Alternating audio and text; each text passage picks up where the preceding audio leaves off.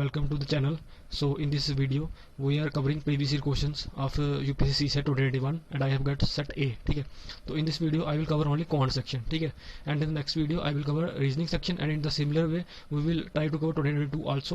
ठीक है, so we will start with this. ठीक है, तो first these are passages. I am ignoring this as I am not that much good in English. I have done because I have done masters in English literature. So jokes apart, let's get started. So fifth question है first question in this regard. ठीक है, सो फिर से हम कर रहे हैं quant section. Okay, तो हम क्वांट सेक्शन में पहला क्वेश्चन हमारे पास ये है. तो क्वेश्चन क्या है 3:, मैं थोड़ा जूम कर दूं, जूम कर देता हूं. ठीक है, देखिए पहला क्वेश्चन क्या है आपके पास 3:2019 है, डिवाइड किया 10 के साथ, रिमाइंडर क्या आएगा. इसके लिए आपको बेसिक समझना पड़ेगा. एक क्या, जैसे मैं मान लो 10 से अगर कोई भी डिविजिबिलिटी टेस्ट करना हो, मैं मान लो मैं 117 को डिवाइड करता हूँ 10 के साथ, तो क्या होगा 10 11 जा 110 माइनस क्या है 7, यानी जो इसका यूनिट डिजिट होगा वही इसका रिमाइंडर आ रहा है. ठीक, मैं एक और एग्जांपल लेता हूँ 10 डिवाइड बाई 55. मैंने क्या किया 10 को 5 से 10 5 जा 50 माइनस 5. तो सी यहाँ पे जो यूनिट डिजिट है वही इसका रिमाइंडर आ रहा है. तो हमारे पास क्या आया कंक्लूजन कि 10 से जब भी हम डिवाइड करें तो हमें यूनिट डिजिट चाहिए, जो यूनिट डिजिट होगा ना डिविडेंड का वही हमारा रिमाइंडर होगा. ठीक है, तो इस केस में हमें क्या करना है, इस केस में आपको क्या करना है 3:2019 की जो वैल्यू है इसका यूनिट डिजिट फाइंड करना हमें. अब अगर 3 × 3 × 3 × 2090 टाइप्स करते गए तो क्या होगा, तो होगा कुछ नहीं, आपका 4 बार सी सेट करना पड़ा तब जाके आपकी इसकी वैल्यू निकलेगी. ठीक है, तो वो हमें करना नहीं है, हम कुछ और करेंगे. क्या, देखिए जब ये जो पावर है ना 2019, हम इसको अगर मैं डिवाइड कर दूं 4 के साथ, अब आप बोलोगे 4 से क्यों डिवाइड किया. ठीक है, तो पहले वो समझ लेते हैं, आराम से समझो इसको. ये एक्चुअली नंबर सिस्टम कंसेप्ट है. ठीक है, तो मैं इसको थोड़ा कंसेप्ट वाइज समझा रहा हूँ.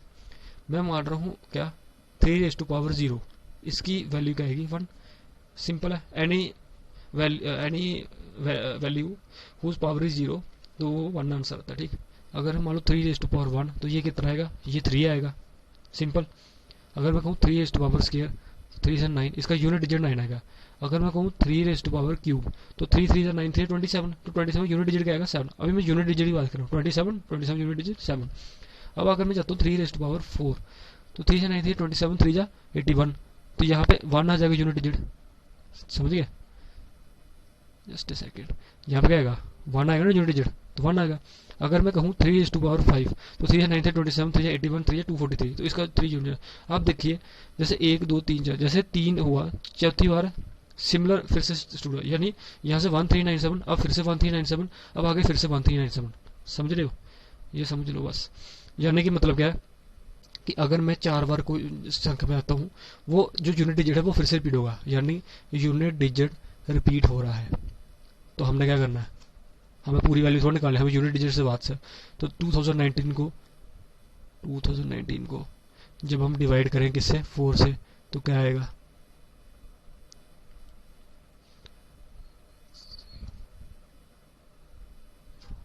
19 4 4 16 3, यानी इसका 3 आएगा. ठीक है, यानी कि अगर मैं कहूँ 3:2019 या 3:3 कर दें तो इनका यूनिट डिजिट सेम आएगा. ठीक है, हमें क्योंकि हर 4 बाद साइक्लिक आ रहा है. थोड़ा समझने की कोशिश करना, जिन्होंने नंबर सिस्टम नहीं पढ़ा उनको थोड़ी प्रॉब्लम हो सकती है इसमें. ठीक है, तो हम इसमें ये कर दिया हमने. अब फिर से एक बार वीडियो देख लेना, आपको समझ आ जाएगी. ठीक है, तो 3:4 कितना हुआ 27. अब इसको डिवाइड करो 10 से, ये कुछ भी हो सकता है 2 7 ऐसे जा रहा गया बहुत बड़ा डिजिट बना 3:2, लेकिन हम यूनिट डिजिट गया 7. तो मैंने कहा 10 से जब भी डिवाइड करो तो क्या होगा, यूनिट डिजिट से ही वास्ता वही रिमाइंडर होगा. तो यहाँ पे यूनिट डिजिट क्या है 7, तो हमारा रिमाइंडर क्या आएगा 7. बस ऐसे निकालना आपको. ठीक है, अगर कोई डाउट होगा आप एक बार वीडियो देख लेना, आपको समझ आ जाएगी. ठीक है, हम चलते हैं नेक्स्ट क्वेश्चन चलेंगे हम मैथ वाला 6th ही है. ठीक है, see this is a question divisibility test करना है. तो सिंपल है, हम क्या करेंगे 7 से डिवाइड करते हैं. जैसे 7 5 जो 35. ठीक, माइनस करेंगे तो 2 आ जाएगा 2 9, इसको यहाँ से उठाओ तो 7 4 जो 28. ठीक है, 1, अब यहाँ से 1 उठाओ तो 7 यहाँ में साथ निकाले 4, वैसे उठाते जाओ कहाँ तक, अंटिल p तक पहुँच जाए. तो जब हम इसको डिवाइड करते जाएंगे तो क्या होगा, जब हम यहाँ पहुँचेंगे ना 25p तक, डॉक्यूमेंट में भेज दूंगा आपको, ये देखो आप यहाँ से देख लो.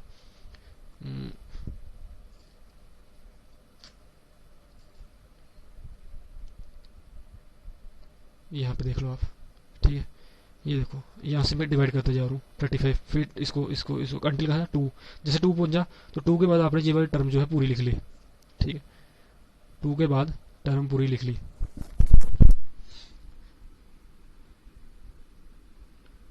जब 2 के बाद टर्म पूरी लिख ली तो क्या हुआ, आपके पास क्या बचा, बचा ये 2 P369।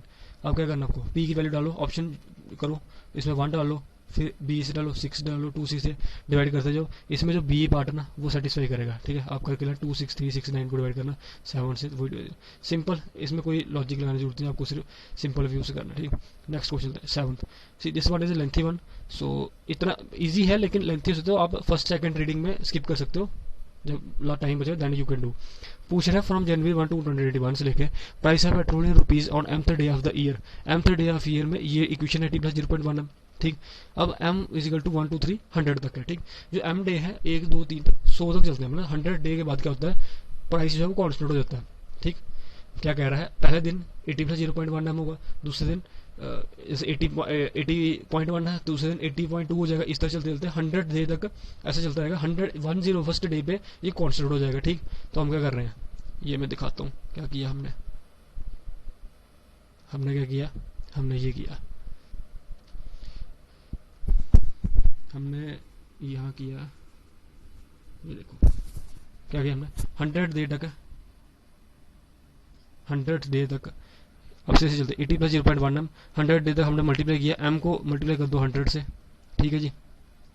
m को मल्टीप्लाई किया 100 से तो क्या आया 90, यानी 90 तक बाद, अब जो 90 जो प्रीज है ना ये कांस्टेंट रहेगा, 90 के बाद कांस्टेंट।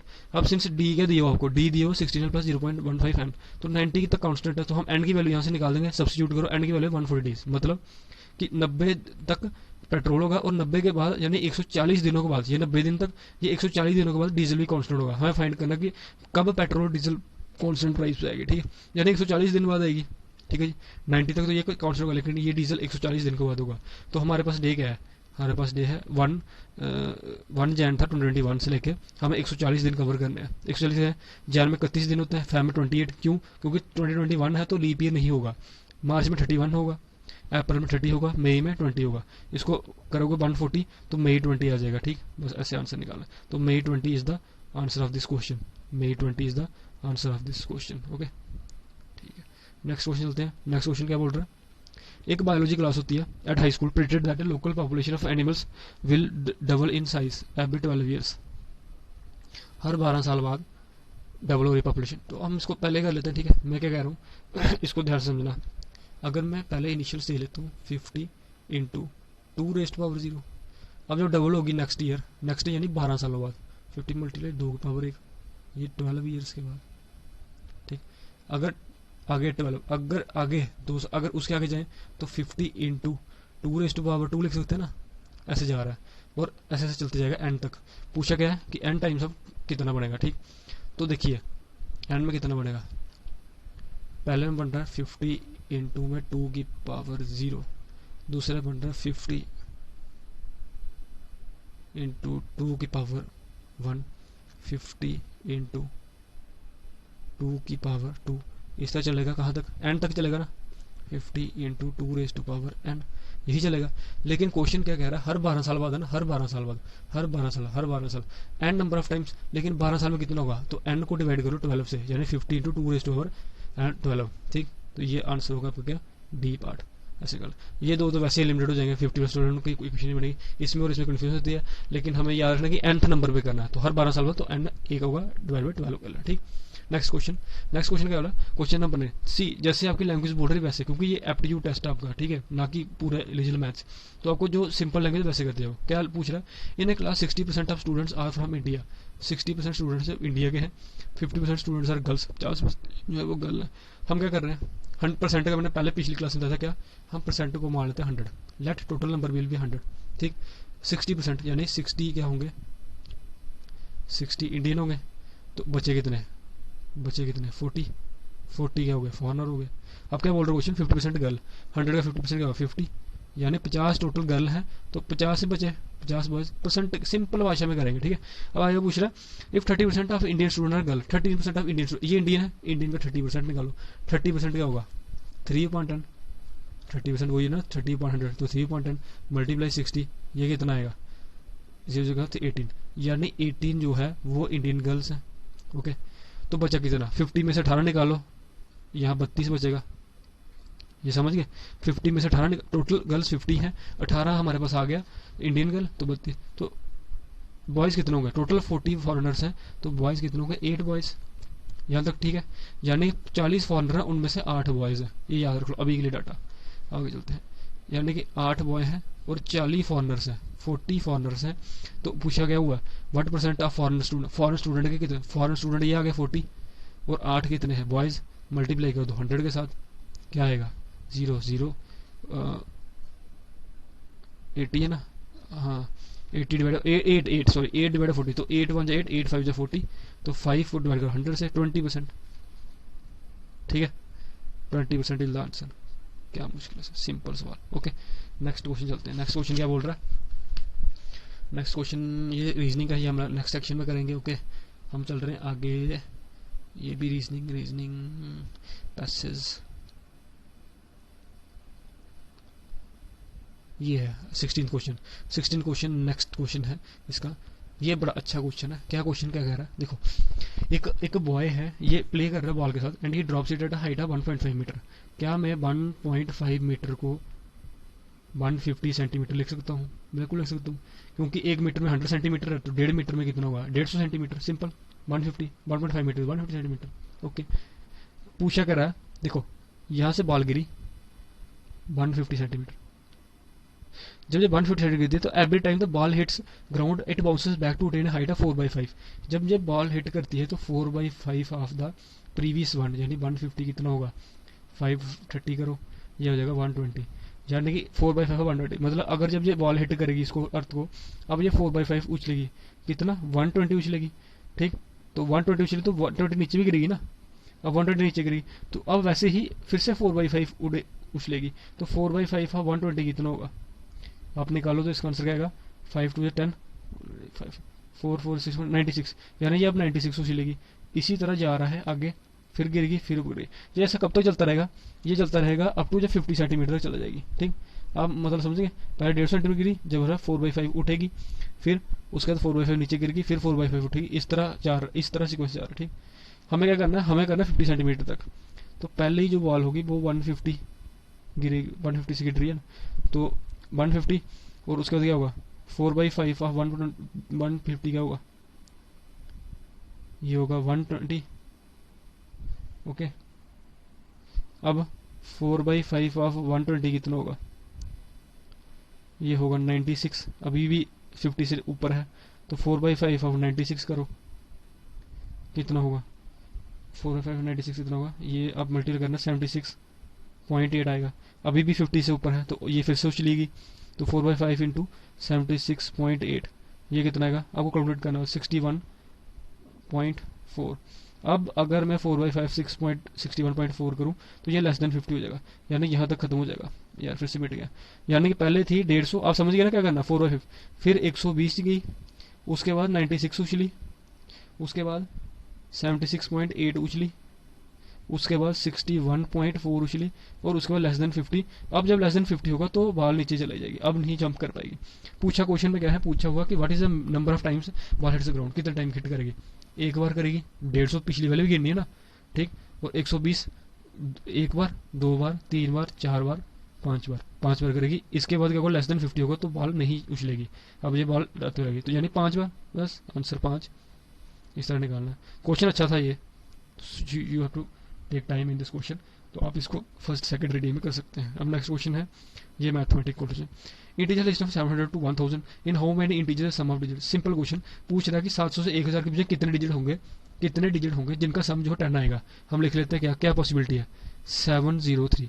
अगर मैं इनको प्लस करूँ 7 + 0 + 3 10 आएगा। दूसरी पॉसिबिलिटी क्या है 7 1 और 2, 7 + 1 + 2 10 आ जाएगा, ठीक। वैसे ही 7 2 1, 7 + 2 + 1 वही आएगा, और 730 भी होगा ना, ये होगा, ये आगे पॉसिबिलिटी। अब 8 वाली देख लो, 8 0 2, 8 + 0 + 2 10, 8 + 1 + 1 10, और 8 और क्या होगा 8 2 0, ठीक। अब 830 11 चला जाएगा, नहीं चलना। 9 10 करना है, 901 और 910, बस यही पॉसिबिलिटी है। अब आगे 1000 चला गया तो वो चलेगा नहीं। 700 से कितना गिन लो, कितना 1 2 3 4 5 6 7 8 9 पॉसिबिलिटीज है, यानी 9 आंसर। सिंपल बेसिक, ठीक है। See there are total 30 question in mathematics section of 2021 C set. तो इसमें क्या है कि अगर आपने कुछ भी नहीं, मतलब अगर आपको बेसिक नॉलेज भी होनी चाहिए ना, बेसिक नॉलेज होगी तो आप इसमें 10 to 15 क्वेश्चन कर सकते हैं, तो वो भी काफ़ी अच्छी मटेरियल है। 10 to 15 क्वेश्चन मतलब बहुत ज़्यादा मार्क्स है इसमें, तो आप इसमें ऐसे निकाल सकते हैं, ठीक है। बाकी क्वेश्चन उसमें थोड़ी नंबर सिस्टम का कंसेप्ट है, जैसे पहले हमने पढ़ा, और कुछ एक दो सुना, फिर बीच में कुछ हार्ड है वो आपको छोड़ने ही पड़ेंगे, क्योंकि पेपर में दिमाग नहीं चलता। घर में बैठ के सारे निकाल लेते हैं, लेकिन एग्जाम में थोड़ा टाइम। तो इंग्लिश आपको तो पास करना 27 से वास्ता, ठीक है। तो हम उसी हिसाब से चल रहे हैं कि हमारी एग्जाम में अप्रोच क्या होनी चाहिए, ठीक है। मैं अप्रोच बिल्कुल सिंपल रखूंगा, ऐसे बड़े ट्रिक्स हैं पर उसमें क्या होगा भूल जाओगे। 27 रीजनिंग है, ठीक है। हम मैथ्स कर रहे हैं 28 29 क्वेश्चन, ठीक है। ये वाला क्वेश्चन भी अच्छा है, इसको थोड़ा जूम तो नहीं होगा पर चलो देख लेते हैं, थोड़ा देख लो इसको। क्या एक पर्सन है X from place A to B, ठीक है। मैं क्या बोल रहा हूँ क्वेश्चन, ये पर्सन मान लो यहाँ पे एक्स फ्रॉम प्लेस ए, यहाँ पे प्लेस ए है, ये प्लेस बी है, ये ठीक है। और क्या बोल रहा है, set at the same time to walk towards the places, तो वो बोला, ठीक है।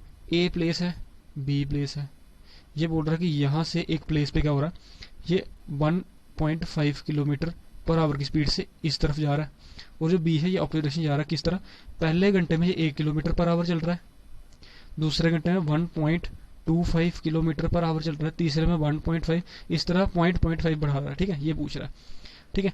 और अब आगे कंडीशन होगी कुछ, समझिए ना आप, 1.5 किलोमीटर इस तरह चल रहा है। पूछ रहा है, पहला क्वेश्चन है पिक्चर फॉलोइंग आर करेक्ट, क्या करेक्ट है, यहाँ पे मान रहे हैं, ठीक है। ए यहाँ आ रहा है, बी यहाँ से आ रहा है, बी ए, ठीक। अगर मान लो ए पूरा टाइम ले रहा है, 5 आवर्स ले रहा है, ठीक। तो ये कितने किलोमीटर पर आवर स्पीड से चल रहा था, ऊपर बढ़ा था 15 का, तो 15 नहीं 1.5 मल्टीप्लाई 5, डिस्टेंस क्या होता है, स्पीड इंटू में टाइम, तो इजिकल टू कितना 7.5 किलोमीटर ट्रैवल करेगा ए वाला, एक्स पर्सन 7.5 किलोमीटर ट्रैवल करेगा, ठीक। वैसे ही बी क्या करेगा, बी पहले घंटे में 1 घंटा चलता है 1 किलोमीटर, दूसरे में क्या करेगा 1.25 चलेगा, तीसरे घंटे में 1.5 चलेगा, चौथे में 1.75 करेगा, और पांचवें में 2 लगेगा। इन सबको प्लस करो तो क्या आएगा, ये भी 7.5 किलोमीटर आएगा, यानी 5 घंटे में ये भी ट्रैवल 7.5 किलोमीटर कर रहा है, 7.5 किलोमीटर ये भी कर रहा है। तो क्वेश्चन पूछे they take 5 hours to meet, बिल्कुल हर 5 घंटे में इसमें 7.5 किया, 5 घंटे में 7.5 किया, डिस्टेंस बीच में कितना 15 का 7.5, तो 5 घंटे में ये कर रहा है, इसलिए पहला सवाल क्या होगा, पहला तो स्टेटमेंट ठीक। सेकंड क्वेश्चन टेक मिड में, बिल्कुल 15 है, ये भी 7.5 किलोमीटर कर रहा है, ये भी 7.5 आधा है, यानी 15 किलोमीटर टोटल है, तो ये 7.5 में यहाँ मिलेंगे, तो दूसरी स्टेटमेंट भी सही है। आप समझ गए मैं क्या कहना चाह रहा हूँ, तो इसका सी आंसर। एक बार क्वेश्चन देख लेना, समझ आ जाएगी, कोई इशू नहीं है, बड़ी इतने मुश्किल भी नहीं है, बस ये लगते मुश्किल है। Student appeared in 6 paper, 6 paper में अपीयर हुआ, ये रेशो का सवाल है, ठीक है। The maximum marks are the same for each paper, हर एक क्वेश्चन मतलब हर एक जो पेपर है उसमें सबके मार्क्स इक्वल है। अगर मान लो 120 मार्क्स का पेपर है तो सब में 120 मार्क्स के वो है, कोई ये नहीं कि इसमें 200 मार्क्स का है या ये 300 मार्क्स का है, ठीक है। अब क्या बोल रहा है, वो बोल रहा है कि his marks in these paper are in proportion 5:6:10, इस प्रोपोर्शन में है। ओवरऑल उसने 60% स्कोर किए हैं, ठीक है। ओवरऑल 60% स्कोर है, बताना है कि इन how many did he score less than 60% marks. ये रेशो दी है, अगर मैं मान लूँ रेशो को 50, मैं 0 ऐड कर रहा हूँ, 60 70, टोटल मार्क्स की रेशो में हो रहा हूँ 80 रेशो 90, ये मैं कर लूँ तो क्या होगा, इन टोटल इनका सम क्या होगा 450। मैं मान रहा हूँ, जस्ट मैंने मान लिया कि 450 रेशो जो है ये फुल मार्क्स की होंगी, 450 जो है ये फुल मार्क्स की रेशो है, ठीक। अब क्या बोल रहा है देख कर लेना, वो 60% लेता है, तो इसका 60% कितना होगा, x मल्टीप्लाई 60% कितना होगा, आप सॉल्व कर लेना, ये खुद 450 मैंने डॉक्यूमेंट में दिया हुआ है, ठीक। 60% 450 कितना होगा, ये होगा आपका 750, मतलब टोटल जो है 750 है, मतलब 6 सब्जेक्ट के मार्क्स जो है वो 750 है। तो एक सब्जेक्ट के मैक्सिमम मार्क्स कितने होंगे, 750 को डिवाइड कर लो 6 से, ठीक। 6 से डिवाइड कर 125 मार्क्स, यानी एक पेपर जो है 125 मार्क्स का है, हर क्वेश्चन कितने का 125 मार्क्स का, 125 मार्क्स का एक क्वेश्चन है, ओके। हमें ये पता लगा कि ओवरऑल मार्क्स कितना है। अब वो कह रहा है कि 60% स्कोर किया उसने ओवरऑल, तो अगर मैं कहूँ 125 का 60% क्या होगा, मल्टीप्लाई 60/100, 25 4 जा 25 5 जा और 4 15 जा 60, यानी कि अगर जिसमें 75 मार्क्स होंगे ना 125 में से, तो वो 60% ऊपर होगा।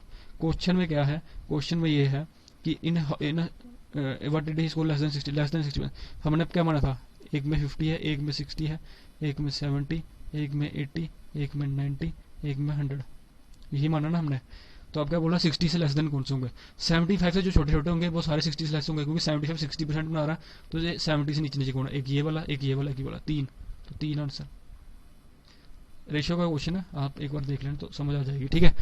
Document will be provided to you in the Telegram channel, so आप आराम से करिए। मैं बस यहाँ पे अप्रोच बता रहा हूँ क्या, क्योंकि टाइम बहुत कम है, आप सिर्फ अप्रोच देखो कि कैसे करना है सॉल्व, क्या पता इनमें से कोई क्वेश्चन आ गया तो वहाँ पे आपको थोड़ा आसानी हो जाएगी कि किस तरह सॉल्व करना है, ठीक है।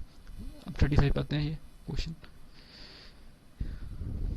ये क्या बोल रहा है, देखिए जैसे क्वेश्चन बोल रहा है वैसे लिखते जाओ। इन ए ग्रुप ऑफ 120% 80 आर इंडियन, 120% है, 80 इंडियन है, तो फॉरनर्स कितने होंगे, 40 हो जाएंगे, सिंपल 40 फॉरनर होंगे, 80 इंडियन होंगे। Further 70% in the group can speak English, 70% जो है स्पीक इंग्लिश, ठीक है, 70% जो है हम यहाँ लिख लेते हैं इंग्लिश स्पीकर से। तो बता सकते कितना, हम मान लेते हैं एक पहला केस बना लेते हैं, इसमें केस बना लेते हैं कि जो पूरे, अगर मैं मानूं कि 40 जो फॉरेनर है, 40 फॉरेनर, 40 के 40 जो है वो इंग्लिश बोल सकते हैं, तो 30 इंडियंस तो बोलेंगे ना, 70 इंग्लिश बोल सकते हैं। अगर 40 फॉरेनर बोल सकते हैं तो 30 इंडियंस भी तो बोल सकते हैं ना। सेकंड केस ले लेते हैं, क्या मैं मान लेता हूँ कि सारे के सारे इंडियंस बोल सकते हैं, तो सारे 70 इंडियंस भी तो बोल सकते हैं, और 0 फॉरनर्स, बिल्कुल ये भी सेटिस्फाई करगी, यानी कि 30 इंडियंस मिनिमम स्पीक कर सकते हैं और मैक्सिमम 70 इंडियंस स्पीक कर सकते हैं। क्वेश्चन में क्या पूछा हुआ, क्वेश्चन ने पूछा कि 30 या लेस, बिल्कुल नहीं, 30 या मोर, बिल्कुल सही ये आंसर, क्योंकि 30 से लेके 70 के बीच में बोल सकते हैं, इनमें ही केसेस बनेगा, ठीक है, सिंपल वे में। चलिए आगे, कंसीडर ऑल 3 डिजिट नंबर, सारे 3 डिजिट नंबर्स लेने हैं, विदाउट रिपीटेशन नहीं करनी है, और वो मल्टीपल्स ऑफ 3 होने चाहिए, ठीक है, मल्टीपल 3 ले लो, मल्टीपल ऑफ 3, क्या 3 डिजिट नंबर लेना है, 3 6 9। सी 3 की प्रॉपर्टी डिविजिबिलिटी रूल सारे देख लेना कि 3 में कैसे sum of digit is divisible by 3, उसमें सारा, ठीक है, वैसे तो 3 6 9 ये भी 3 का मल्टीपल, इसको उल्टा कर लो, 3 9 6, ये भी डिविजिबिलिटी रूल कर रहा है, फॉलो, ठीक है, 6 3 9 ये भी करेगा, 6 9 3 ये भी करेगा, ठीक है, 9 3 6 और 9 6 3, इन सब, बस ये कंडीशन नहीं, 9 के बाद और कोई नहीं, इन सबको अगर प्लस करें, ऐड करें तो क्या आएगा, प्लस करो सबको, सबका सम ही निकालना ना, सम मतलब इनका सबका सम निकालना, जो 3 की मल्टीपल, यही पॉसिबिलिटी है, इसकी सम आएगा 3 9 9 6, ये सम है। अब देख लो एक बार, मैं इसको रब कर रहा हूँ, यानी कि इन सब की पॉसिबिलिटी का सम है 3 9 9 6। पूछा क्या हुआ, ऐसी जो सम ऑफ द नंबर जो जितने पॉसिबिलिटी है इज ऑलवेज डिविजिबल 74, कर लो डिवाइड 74 से, आराम से करना 74 से डिवाइड, ठीक, तो 74 5 जा कितना होगा, 370 होगा, ठीक है। कैलकुलेशन आप आराम से करना, कोई चक्कर नहीं है, अब अपने हिसाब से स्वाद अनुसार करना, ठीक है। 74 4 जा 296 होगा डिविजिबल, ठीक है, 54 से डिविजिबल, यानी पहली कंडीशन सही है, पहला सही है। दूसरा कुछ ऐसे और डिवीजन में हमारे पास नंबर क्या है 3 9 9 6, तो रूल क्या कहता है 9 का कि सम ऑफ ऑल डिजिट, इनका सम कर दो, जो भी सम होगा वही डिविजिबल है, तो 9 + 9 18, 18 + 3 21, 21 + 6 27, 27 का 27 डिविजिबल है 9 से, बिल्कुल है, तो ये 3 9 से डिविजिबल है 9 से, इसलिए क्या होगा, ये भी सही, ये भी सही, तो बोथ 1 और 2। क्या इस क्वेश्चन में दिक्कत, इस तरह। पहला क्वेश्चन बड़ा अच्छा है, ये क्या है, कंसेप्चुअल क्वेश्चन है ये, एवरेज, ठीक है। There are 2 classes A and B having 25 and 30 student, 25 students जो ए में है और बी में 30 स्टूडेंट्स हैं, ठीक है। क्लास ए में हाईएस्ट स्कोर जो 21, मैं यहाँ लिख लेता हूँ ए, मैं यहाँ लिखता हूँ बी, हाईएस्ट और लोवेस्ट, थोड़ा देख लेना इसको यार, इसमें लिख रहा हूँ। अच्छा, हाईएस्ट कितने, एक क्लास ए में 21 है और लोवेस्ट कितने 17 है मान लो, ठीक है जी। और बी में क्या है, बी में जो हाईएस्ट है वो 30 है और लोवेस्ट जो है 22 है, यही डाटा ना आपके पास, ठीक है, ठीक है जी। अब क्या करना, अब पूछ रहा है कि अगर in class 4 student shifted from class A to B, यहाँ से 4 स्टूडेंट शिफ्ट किए, ठीक है जी, तो क्या होगा, ठीक है, बस ये बताना हमें, समझिए। मैं ये अपने कलर चेंज कर लेता हूँ थोड़ा, इससे ज़्यादा समझ आ जाएगा। आप ए है, ये बी है, ठीक है, ये हाईएस्ट है, ये लोएस्ट है, ठीक है। हाईएस्ट कितने हैं क्लास ए में 21 और लोएस्ट में कितने हैं 17, ठीक है। मतलब 17 जो है लोएस्ट स्कोरर है ए में, और बी में कितने हैं 30 हाईएस्ट है और लोएस्ट में 22। जैसे जैसे कंडीशन बोल रहा है वैसे वैसे करते जाओ। अगर 4 शिफ्ट यहाँ से कर रहे हैं तो क्या होगा, the average score of class B will definitely decrease. पूछ रहा है कि एवरेज स्कोर जो है क्लास बी का विल डेफिनेटली डिक्रीज।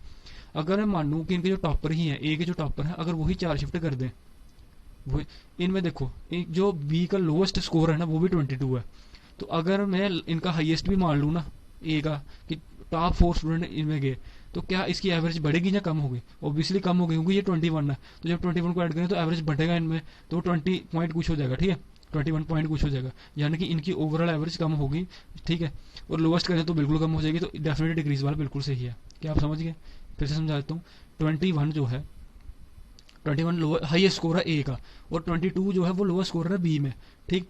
तो अब क्या बोल रहा है कि अगर मैं मान लो टॉप 4, मैं 4 ही उठाता हूँ टॉप के 21 वाले, वो इधर शिफ्ट कर दूँ 21 में, तो जब एवरेज बढ़ेगा तो इसमें से कम हो जाएगा ना, एवरेज डिक्रीज कर जाएगा, एवरेज मतलब इक्वली बांटना सब में, तो 22 वाला कम हो जाएगा, तो डेफिनेटली डिक्रीज होगा। इसलिए पहली जो स्टेटमेंट है वो बिल्कुल सही है, ठीक। मैं इसको कर रहा हूँ रब, अभी मैं मिटाऊंगा, ठीक है। तो पहली बिल्कुल स्टेटमेंट सही है, बिल्कुल। Average score of class A will definitely increase. अब पूछ रहा है कि एक इंक्रीज हो गए। अब मान लो अगर मैं टॉप 4 उठाए, 21 वाले उठाए, तो अगर मैं टॉप 4 वाले उठाऊं बी में उठा दूं, तो क्या इसकी एवरेज इंक्रीज होगी डिक्रीज होगी? इसकी एवरेज डिक्रीज हो जाएगी, डिक्रीज होगी। लेकिन मान लो अगर मैं टॉप 4 जो लोएस्ट 4 जो सबसे छोटे मतलब 70 जो सबसे लोएस्ट स्कोर है, जो बैकवर्ड जो सबसे नीचे है स्कोरिंग में, अगर मैं वो 4 उठाऊं तो क्या होगा, तो एवरेज इंक्रीज होगा। तो ठीक है, अगर मैं लोएस्ट उठाऊं तो एवरेज इंक्रीज हो जाएगा, अगर मैं हाईएस्ट उठाऊं तो एवरेज डिक्रीज हो जाएगा। तो क्या होगा कि ये डिक्रीज भी होते हैं इंक्रीज होते हैं डिपेंडिंग ऑन द कंडीशन हमें दी नहीं हुई है। तो average score of class will definitely decrease, increase बिल्कुल नहीं, ये इंक्रीज भी हो सकते हैं डिक्रीज भी हो सकते हैं। मैंने दोनों केसेस बता दी। इंक्रीज कब होगी, अगर लोअर स्कोर वाले निकाल दी जाए टॉप 4, और अगर टॉप 4 है तो डिक्रीज हो जाएगी। लेकिन इसे बताया नहीं कौन से किए, तो इसलिए हमें बता नहीं सकते, श्योरली नहीं बता सकते, इसलिए 1 ऑनली इज द आंसर, ठीक है। Next question next question is where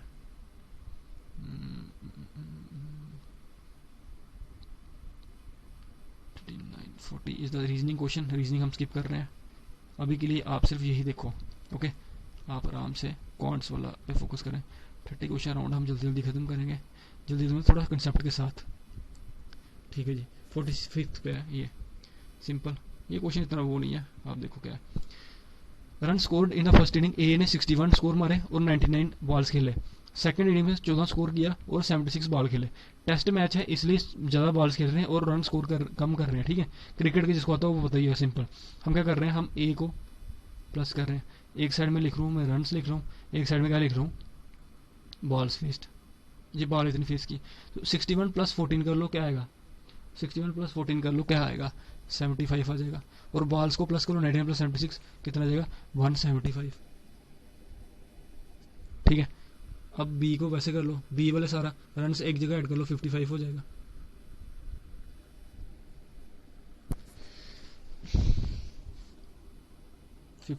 हो जाएगा। और बॉल फेस कितनी, 77 नहीं 77 नहीं होगा, 97 होगा, प्लस करके रन्स को और बॉल्स को ऐड करते जाओ। सी को करेंगे तो क्या होगा, सी 35 हो जाएगा, और बॉल्स कितने फेस की इसने, 155।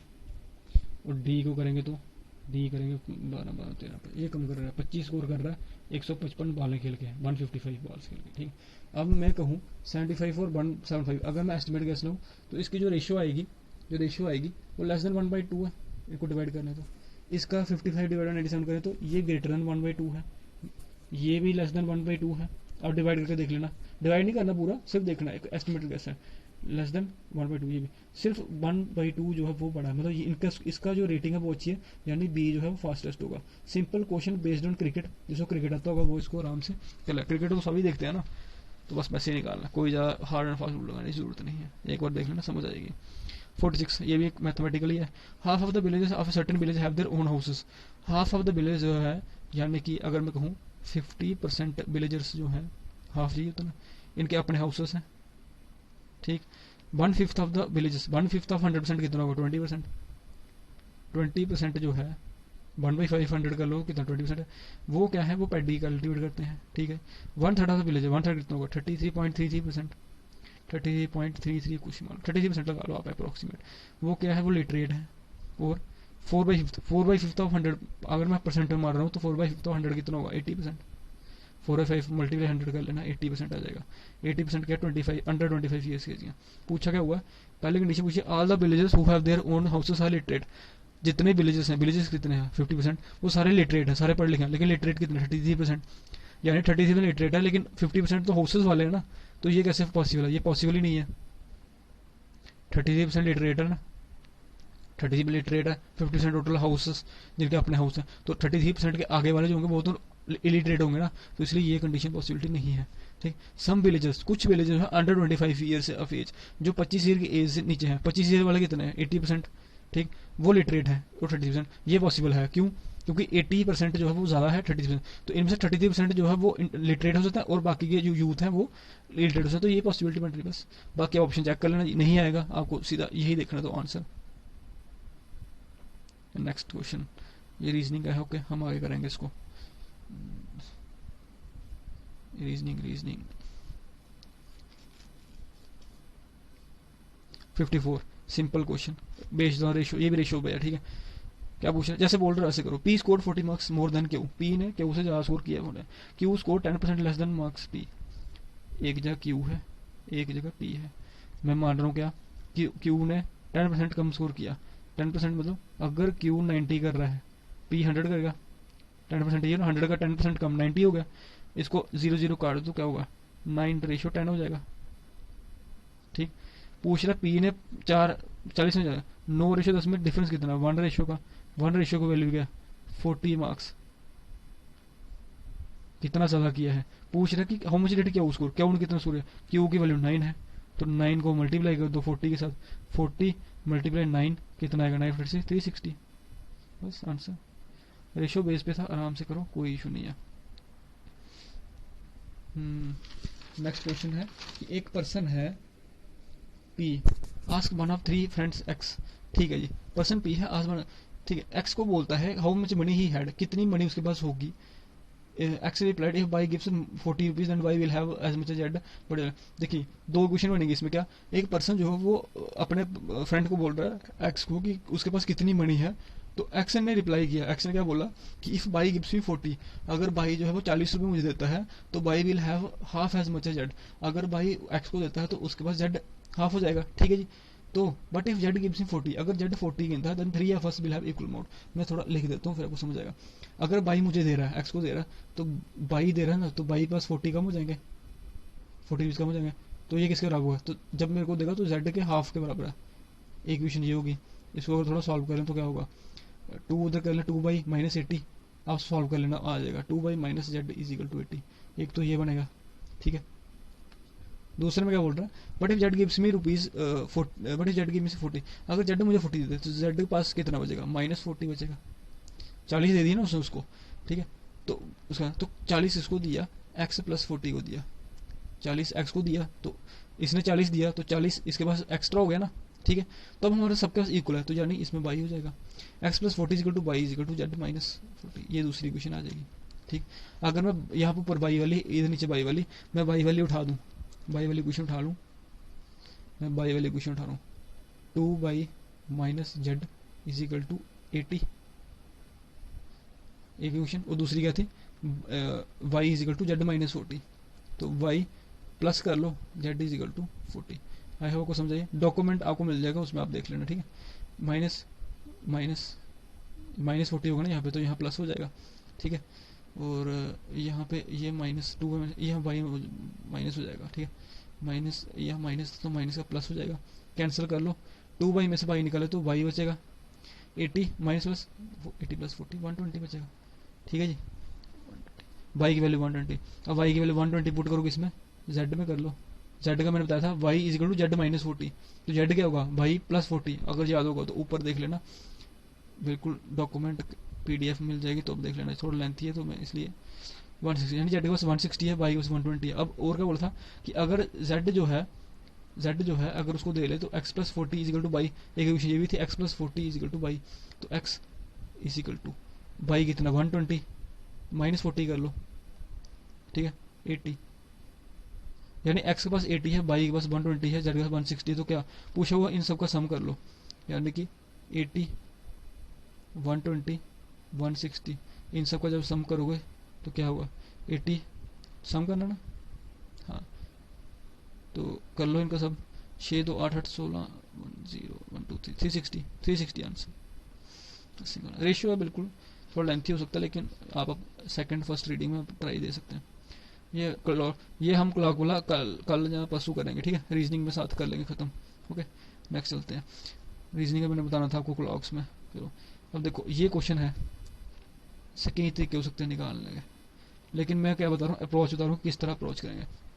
देखो अब अगर क्या करो करेक्ट, अब देखो एक होता है मैथमेटिक्स की तरह, इन्हें पूछा हुआ in objective type of test of 90 question हैं, उसमें 5 मार्क्स अलॉट किए जाते हैं करेक्ट आंसर के, करेक्ट के 5 मार्क्स मिलते हैं और रॉन्ग के जो है वो 2 मार्क्स डिडक्ट होते हैं, यानी 2 की नेगेटिव मार्किंग होगी। आफ्टर अटेम्प्टिंग ऑल 90 क्वेश्चन के बाद स्टूडेंट गॉट 387 मार्क्स, स्टूडेंट के 387 मार्क्स हैं, तो बताना इनकरेक्ट रिस्पॉन्सेज कितने हैं, उसके जो गलत क्वेश्चन है वो कितने हैं। सी आप क्या करो, अगर मैथ में कर लो तो आप ऐसे कर सकते हो कि 5x ले लिया रॉन्ग क्वेश्चन के, ये करेक्ट क्वेश्चन लेट x को कर लो, और जो 2y है वो रॉन्ग क्वेश्चन लिए कर लो, इस तरह तो मैथमेटिक्स की तरह आप करते रहो। अब मैं मान रहा हूँ कि आपको मैथमेटिक्स नहीं आता, इन तरह क्वेश्चन क्या करना है, इन क्वेश्चन में आपको सिंपल पड़ लग गया, आप यूपीएससी पेपर दे के आओगे अब जब होगा 28 मई को, तो उसमें क्या होगा आप घर आके देखोगे आंसर की अपनी, ठीक है 1/3 नेगेटिव मार्किंग है, वैसे आप हटा दो, तो सिंपल वही चीज़ करनी है यहाँ पे, इतना क्या इसको मुश्किल करना, ठीक। तो हम इसको आसान के लिए क्या करेंगे, हम मान रहे हैं सिंपल तरीके से करेंगे इसको बिना x बाई लगाए, ठीक। मैं क्या मान रहा हूँ, इसमें एक कंसेप्ट होता है, क्या एक कंसेप्ट देखो, अगर एक क्वेश्चन गलत हुआ 5 मार्क्स का, तो क्या 2 मार्क्स उसमें डिडक्ट होंगे, बिल्कुल नहीं, क्यों, क्योंकि देखो आप समझो अगर वो क्वेश्चन गलत हो रहा है तो उसे 5 भी तो जा रहा है ना, समझो फिर से, एक क्वेश्चन मैंने गलत किया, उसके 5 मार्क्स का क्वेश्चन था, मैं सोच रहा कि वो ठीक है मेरे को 5 मार्क्स मिलेंगे, लेकिन उसके क्वेश्चन के मार्क्स नहीं मिले, वो क्वेश्चन गलत था, तो 5 तो जाएगा, लेकिन 2 की नेगेटिव भी मिल रही है, तो इसलिए रिजल्टेंट इफेक्ट क्या -5 -2 यानी -7, यानी एक क्वेश्चन गलत जो हो रहा है उस पर -7 मार्क्स जा रहे हैं मेरे, समझ गए, -7 मार्क्स जा रहे हैं मेरे उस पर, ठीक है जी बिल्कुल ठीक है। तो अब क्या बोलो, अगर मैं मान लो मैंने सारे के सारे सही कर दिए, अगर 90 है टोटल, सब में मुझे 5 मिलेंगे, तो कितना मेरा बना, मेरे 450 मार्क्स बनते, अगर मैं सारे ठीक कर देता, लेकिन सारे ठीक नहीं है, मेरे कितने बने 387, तो 450 में से 450 में से 387 माइनस कर दो, 63 जो बने हैं ना, जो स्कोर है 63 स्कोर जो है वो कम है मेरा 450 से, तो 63 किस पे कम है, हर एक क्वेश्चन है कितने 7 मार्क्स कटेंगे ना कि 2 मार्क्स, तो हम क्या करेंगे 63 को डिवाइड कर लो 7 से, 7 9 63 9 आंसर, यही 9 रॉन्ग होंगे, any doubts in the question, simple. जैसे आप मार्क्स देखते हैं वैसे देखो, क्या जरूरत है उसमें एक्स वाई लगाने। अब अगर किसी को और करना कि एलिगेशन लगानी है, एलिगेशन भी देख लो क्या होती है एलिगेशन।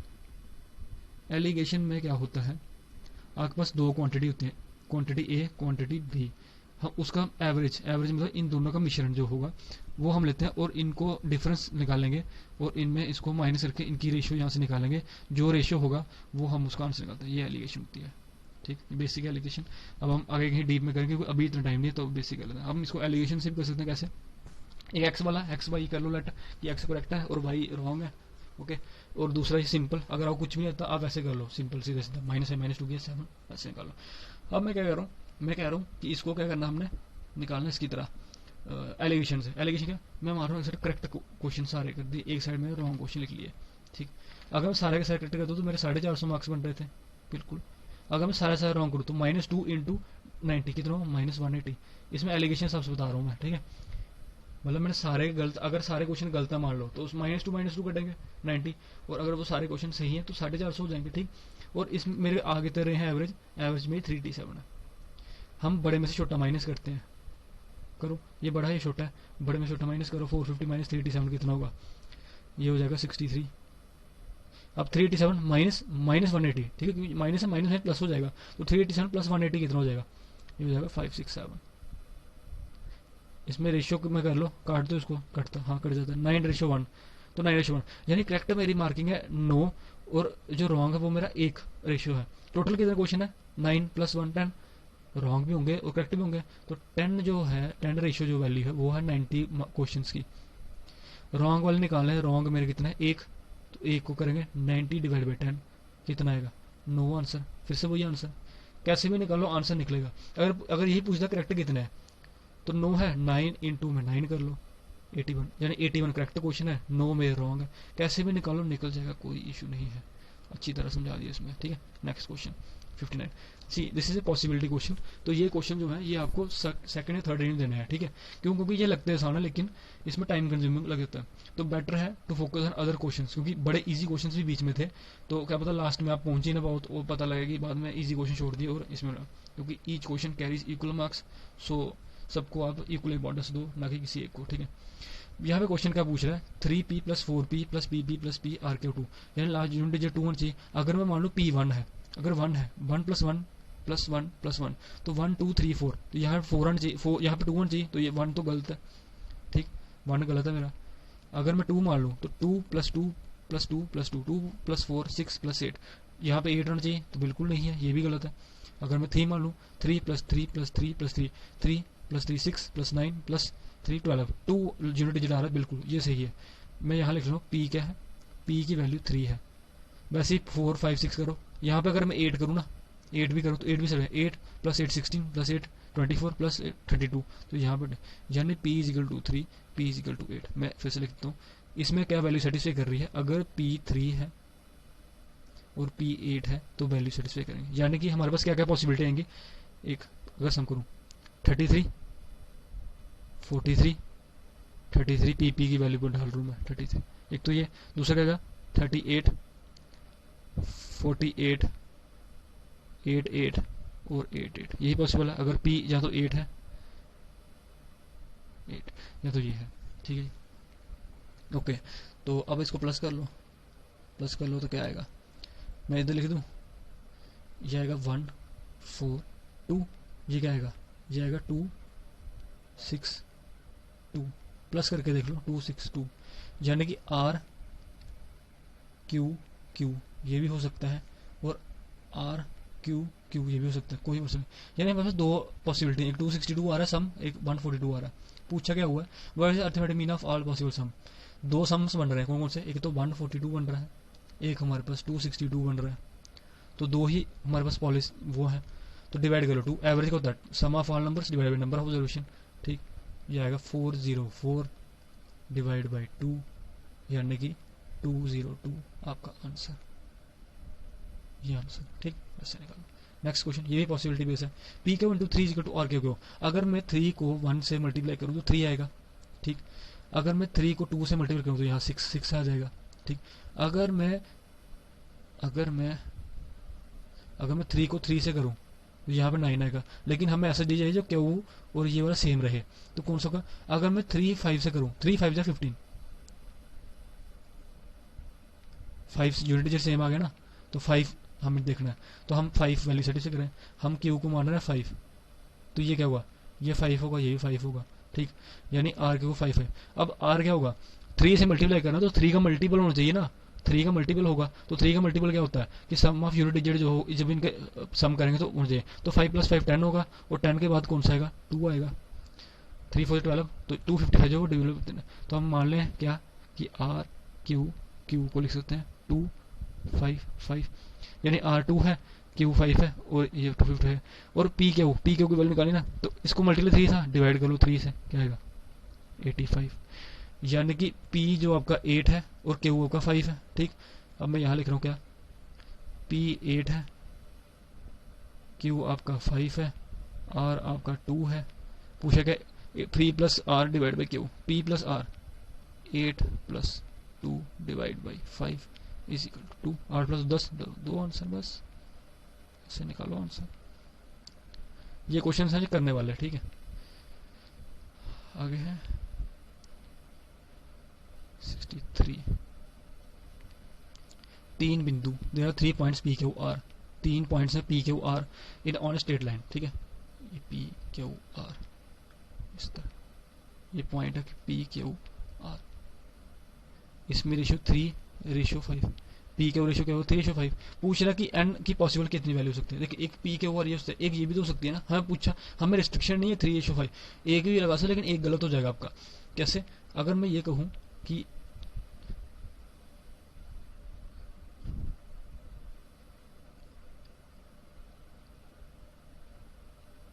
क्यू, पॉसिबिलिटी क्या बन सकती है, और मैं यहाँ लिख लूँ, यहाँ पे लिख लूँ क्यू पी आर, ये भी तो लिख सकता हूँ ना मैं। तो पी क्यू 3 रेशो और पी आर 5 रेशो, ये भी तो सही बन रहा है, ये भी तो स्ट्रेट लाइन बन रही है, पी क्यू आर 3 रेशो, यानी दो पॉसिबिलिटीज, एक ऊपर वाली बनेगी, एक नीचे वाली बनेगी, ठीक, यानी कि 2 possibilities are there. Okay, next question. On a chess board, chess board पे क्या, जैसे इस तरह मैंने बताया था, चेस क्या होता है, चेस होता है 8x8 मैट्रिक्स, ठीक। चेस पे बड़े क्वेश्चन आ रहे हैं, पहले भी आया था, ठीक है।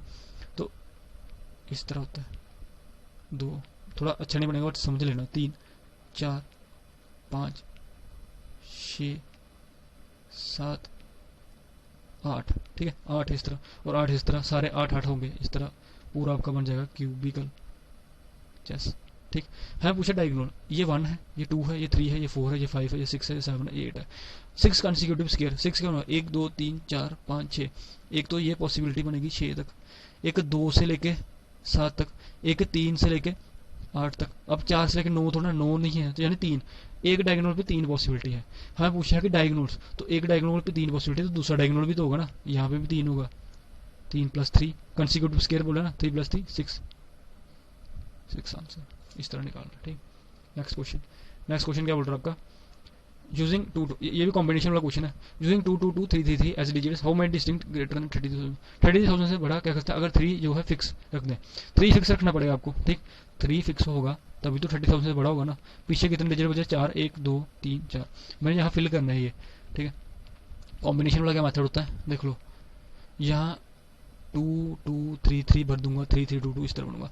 आपके पास 3 फिक्स है, अब बचा 2 2 3 3, कितने डिजिट है, 4 डिजिट, हम ले लेंगे 4 का फैक्टोरियल, और जितने डिजिट रिपीट हुआ है, यहाँ 2 ही डिजिट, यहाँ 2, तो 2 का फैक्टोरियल मल्टीप्लाई 2 का फैक्टोरियल। अब इसको खोलते कैसे हैं, देख लो, 4 फैक्टोरियल कैसे खोलेंगे, 4 इंटू में 3 इंटू में 2 इंटू में 1, 2 इंटू में 1 इंटू में 2 इंटू में 1, ओके, 2 2 से कैंसिल, 2 2 से 4, 2 3 से 6 आंसर आ जाएगा।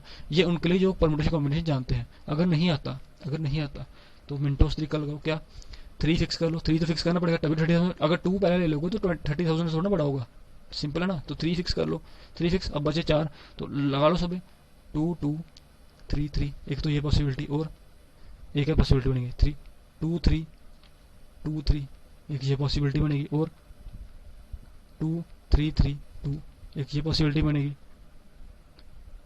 3, अब 3 2 3 2, ठीक, और 3 3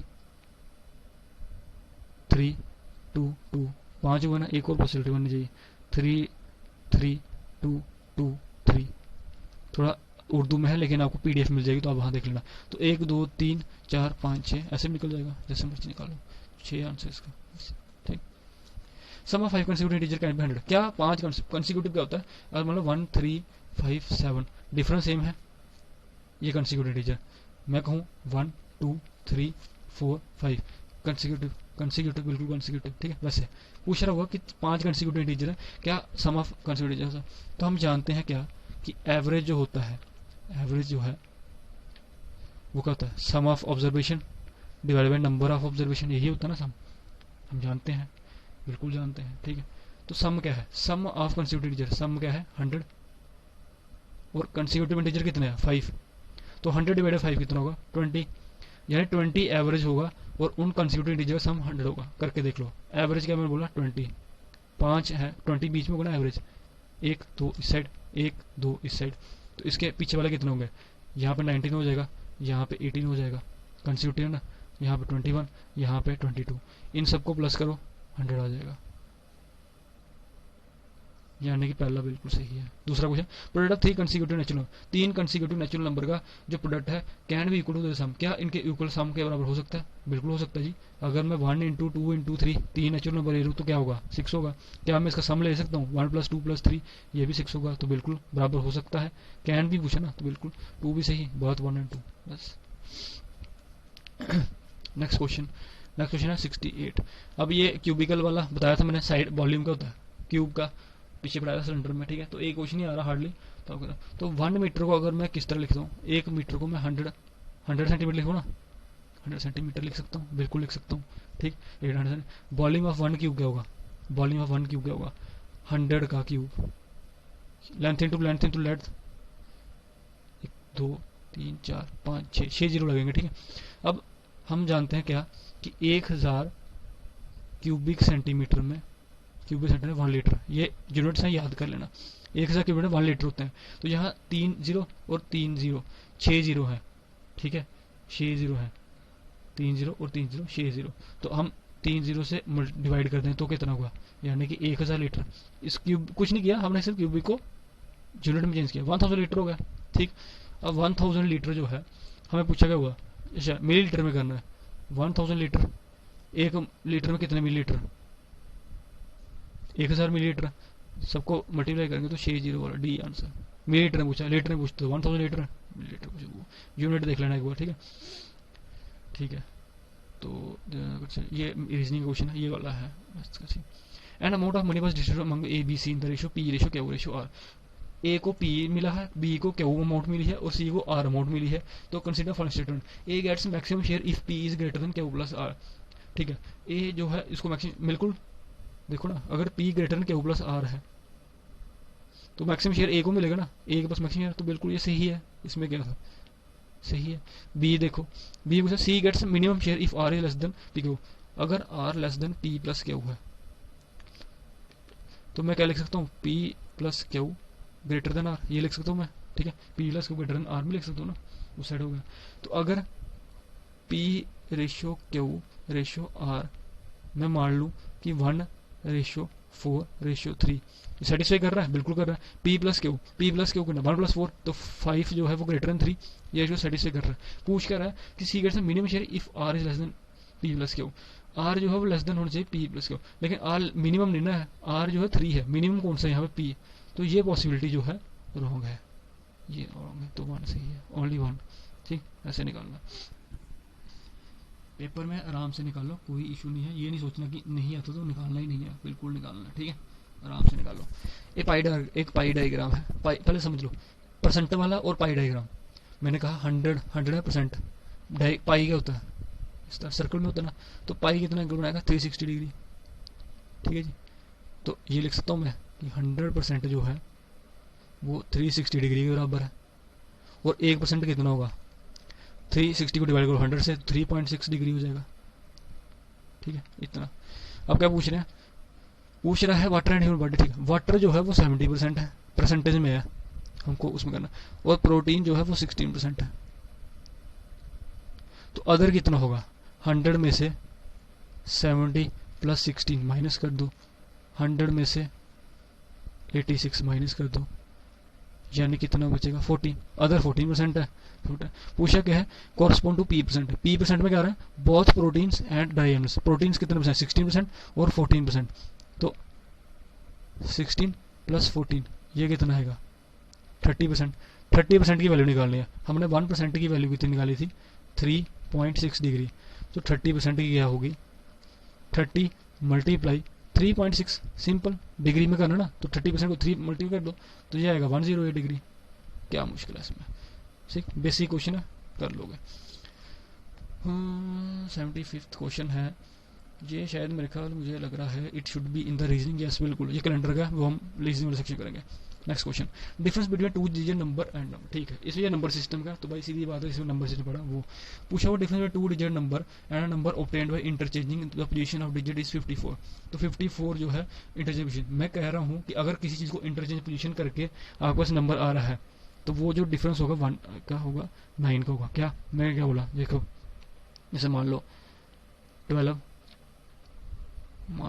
मानना पड़ेगा 21 और 12, इंटरचेंज 21 का इंटरचेंज 12, अगर इसमें माइनस कर दो क्या, नो, 2 और 1 में डिफरेंस कितना 1, यानी कि 1 का अगर 1 में डिफरेंस है किसी डिजिट में और उसको रिवर्स करेंगे तो उसका जो डिफरेंस आएगा वो 9 आएगा, समझ गए।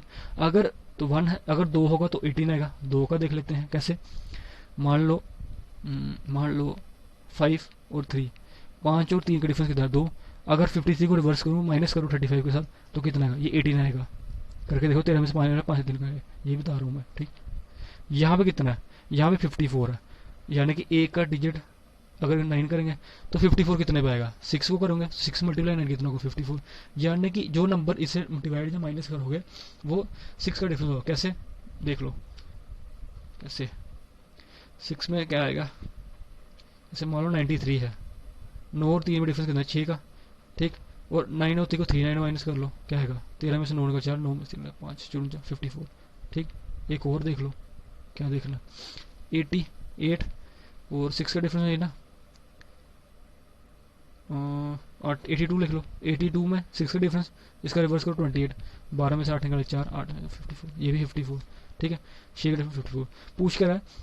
पहले देखो, sum of 2 digits of a number can be determined only if product of 2 digit number. बिल्कुल नहीं, क्यों ओनली, क्यों, हमें पास प्रोडक्ट नहीं है, हम सिर्फ डिजिट से कर रहे हैं तो प्रोडक्ट का जरूरत ही नहीं है। हम वैसे हमने बता दो, 91 भी हो सकता है, 60 06 भी हो सकता है, 54 इस तरह करके हम दिखा सकते हैं, ठीक। तो ओनली तो नहीं है, हम कर सकते हैं ऐसे। द डिफरेंस में 2 digits of number can be determined, बिल्कुल अभी हमने किया, कैसे डिफरेंस क्या है, हमने कहा था 6 का डिफरेंस होगा बीच में, तो 6 × 9 54, ठीक है। तो जैसे 93 किया 39, ये भी तो हो सकता है, 82 किया वैसे हो सकता है, और क्या हो सकता है, और जिसमें 6 का डिफरेंस 71 माइनस 17, ये भी 56 आएगा, 54 आएगा, 11 में आएगा 54, तो बिल्कुल हम कर सकते हैं 2 सही है, तो 2 ओनली, ठीक है।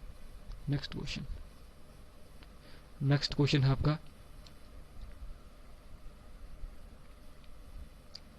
X said to Y at the same time of your birth. जब तुम्हारा बर्थ हुआ, एक्स ने कहा जब तुम्हारा बर्थ हुआ तो I just Y as old as you, तो मैं तुम्हारे 2 गुना बड़ा था, ठीक है। तो इसमें क्या पूछ रहा है, आपको पूछ रहा ये है कि बताओ कि if the present age of X is 42 years, ठीक है। तो कंडीशन दी है, अगर एक्स की प्रेजेंट एज 42 ईयर्स है तो कितना होगा। मैं क्या मान रहा हूँ, इसने बोला था 42, तो 42 को माइनस करूँ 22 से, एक्स ने कहा 42 आगे करना ना 42 साल, तो is equal to twice the age of Y. अगर मैं प्रेजेंट एज में चल जाऊँ, अभी 42 प्रेजेंट में, तो मैं 0 कर दूँ, अगर 42 को मैं माइनस 22 तक ले जाऊँ तो क्या होगा, उस टाइम में twice the age of the वो था, ठीक। सॉल्व करो, क्या आएगा 3/22 = 14। मतलब क्या हुआ, अगर x 14 है ईयर्स का है तो बाई जो है वो 42 ईयर्स का होगा, ये बता रहा है। सी एज इज ऑलवेज कांस्टेंट। अगर आज एक बच्चा है, एक भाई है, एक बहन है, ये भी, ठीक है, एक ब्रदर है, एक सिस्टर है, तो क्या होगा, अगर ब्रदर 2 साल बड़ा है, ठीक है। चलो एक आंसर बताना जी कमेंट सेक्शन में, ठीक है। It will make it funny, पर बिना आंसर के देखे, ठीक है। मैं क्या बोल रहा हूँ, एक ब्रदर है, एक सिस्टर है। ब्रदर जो है वो 2 साल बड़ा है अपनी बहन से, ठीक है, 2 साल बड़ा है, और ये ब्रदर 4 साल का है अभी, और बहन जो है वो 2 साल की है। मैं पूछ रहा हूँ 8 साल के बाद कितना होगा, ठीक है। आप क्या करोगे, 8 साल बाद प्लस करोगे कि मल्टीप्लाई करोगे। तो अगर जो बोल रहा है कि मल्टीप्लाई करेंगे तो कर देंगे, वो गलत हो जाएगा। प्लस करोगे 4 + 8 12, ठीक। अब मैं क्या पूछ रहा हूँ, अगर 4 + 8 12 साल का हो जाएगा ये 8 साल बाद, तो बहन कितनी साल की हो जाएगी, बहन क्या हो जाएगी, अगर ये 12 साल का है और ये 4 2 का डिफरेंस है, इसमें 2 का डिफरेंस कितना होगा, 6 हो जाएगा। तो ये 6 आएगा क्या, नहीं, बिल्कुल नहीं आएगा। यहाँ कितना, एज इज ऑलवेज कांस्टेंट, ये याद रखो। अगर ये हर साल 4 + 4 8 का हो रहा है ना, 8 साल बाद ये 12 का हो रहा है, तो ये 8 साल कितने होगी, ये 10 साल की होगी। एज हमेशा डिफरेंस 2 का रह रहा है, इसमें 2 का, हम इसको मल्टीप्लाई करेंगे, ठीक, बस वही है। अब क्या क्वेश्चन पे आओ, एक्स जो है 14 ईयर्स का है, वाई जो है 42 ईयर्स का है, ठीक। वो तो क्वेश्चन में पूछ रहा है 8 ईयर्स को 8 साल पहले कर लो, तो 42 से 8 साल पहले कितना होगा 34, और ये कितना होगा 14 8 है 6 साल होगा, ठीक है। तो पूछ रहा है कि टाइम 5 टाइम्स से 6 × 5 30 होना चाहिए ना, लेकिन 34 आ रहा है, तो नहीं, पहला क्वेश्चन गलत, 5 टाइम्स नहीं है, 5 टाइम्स से ज़्यादा है। दूसरा पूछ रहा है एक्स में फिर से एक्स 14 है, वाई 42 है, 12 साल बाद कितना होगा, ये 56 का हो जाएगा। ये कितना साल को हुआ, 28 का हो जाएगा। 28 इंटू में 2 56, वही पूछ रहा है कि एक्स वुड भी 2 टाइम्स एज, बिल्कुल एक्स 2 टाइम्स एज होगा, 22 और 56 2 ओनली, बस ऐसे निकालना, ठीक। If price of an article is decreased bye 20%, अगर प्राइस ऑफ आर्टिकल डिक्रीज किया 20%, 20% डिक्रीज होता है और बाद में 25% इंक्रीज होता है। 20% को मैं 1/5 लिख सकता हूँ, 25 को मैं 1/4 लिख सकता हूँ, 1/5 मतलब 5 ओरिजिनल था उस पर 1 का इंक्रीज हुआ, 4 जो था ओरिजिनल था उस पर 1 का डिक्रीज हुआ, तो क्या होगा, यानी कि पहले 5 था अब 4, इधर क्या था पहले 4 था अब 5, 5 हो जा 20 रेशो और 4 हो जा 20, यानी कि पहले भी 20 था अब भी 20, तो 0% कोई चेंज नहीं आया। ठीक, ऐसे निकाल सकते हो रेशियो वाइज। अगर बेसिक से निकालना, बेसिक का फार्मूला देख लो, x plus Y plus X Y divide by 100, ये बेसिक फार्मूला। तो डालो इसमें, क्या डालना है, 20% डिक्रीज हुआ -20 डिक्रीज हुआ ना, तो प्लस इंक्रीज हुआ 25, प्लस माइनस माइनस होगा, -20 इंटू 25 एक्स वाई इंटू 100, बस ऐसे करो। 25 बन जा 25, 4 जा 100, 4 5 जा 20, 25 में से 20 निकला तो कितना आएगा 5, तो 5 माइनस 5 कितना होगा 0%, ऐसे निकले जैसे मर्जी निकलो आंसर निकलेगा भाई। ठीक है 0%। मैंने सर्टेन नंबर ऑफ, ठीक है, तो 7 से मल्टीप्लाई करें तो क्या होगा, तो 7 को मल्टीप्लाई करते जो ऑप्शन है 7 से 21, 2 करे 7 7 8 9 91 बिल्कुल नहीं आएगा क्योंकि इसे 1 1 1 आना चाहिए। 7 से 21, 7 टू जो 14 50 16 61, ये भी गलत। 7 से 21, 2 करे 7 50 57 7 1, एक ही ऑप्शन बचा यही होगा, देख लेते हैं। 7 से 21, 2 करे 7 से 49 51, 5 करे 7 56 61, 1 1 आ रहा है तो डी आंसर। ठीक, सीधा सीधा मल्टीप्लाई करना, ऑप्शन देख कर लेना, अब इसमें क्या टाइम वेस्ट करना। क्वेश्चन है ए मैन कंप्लीट, एक मैन है ए, वो 7/8 काम कितने दिन में करता है, 21 दिन में करता है, तो पूरा खत्म करने में कितना टाइम लगा, 21 इंटू 8/7 लेगा ना टाइम। 7/8 काम 21 दिन में कर रहा है तो पूरा टाइम कितना, 21 इंटू 8/7, 7 3 21, यानी कि वो काम 24 डेज में कंप्लीट कर देता है ए 24 डेज करता है। बोल क्या रहा है, बोल रहा है 24 डेज में खत्म करता है। 50% काम इंक्रीज हो गया, 24 काम कर लेता है ए, लेकिन बोल रहा है कि will take job if quantum work is further increased, 50% काम इंक्रीज, 24 का आधा कितना होगा, 50 से आधा होगा 24 + 12, यानी कि अब कितना 36 डेज का काम हो गया। 36 डेज का पूछ रहा है कि अब कितना वर्क बचा, क्वांटम ऑफ वर्क मतलब कितना वर्क बचा, तो 21 दिन तो काम कर चुका वो। ठीक है, 36 दिन उसने 36 दिन उसको बढ़ा दिया काम, 36 डेज का, पहले 24 में कर सकता लेकिन वो 12 और बढ़ गया, तो 21 दिन काम कर चुका है, 7/8 वर्क 21 दिन में कर चुका। 36 माइनस 21 कर दो कितना 15, यानी 15 दिन का काम अभी और बचा हुआ है, तो 15 डेज आंसर, बस ऐसे निकालो। तो with this series we have completed all questions of quants, तो in the next series we will cover reasoning. ठीक है, बस ऐसे करते जाएंगे तो आपको 2 प्रीवियस सेट खत्म कर देंगे। ठीक है, ओके, थैंक यू।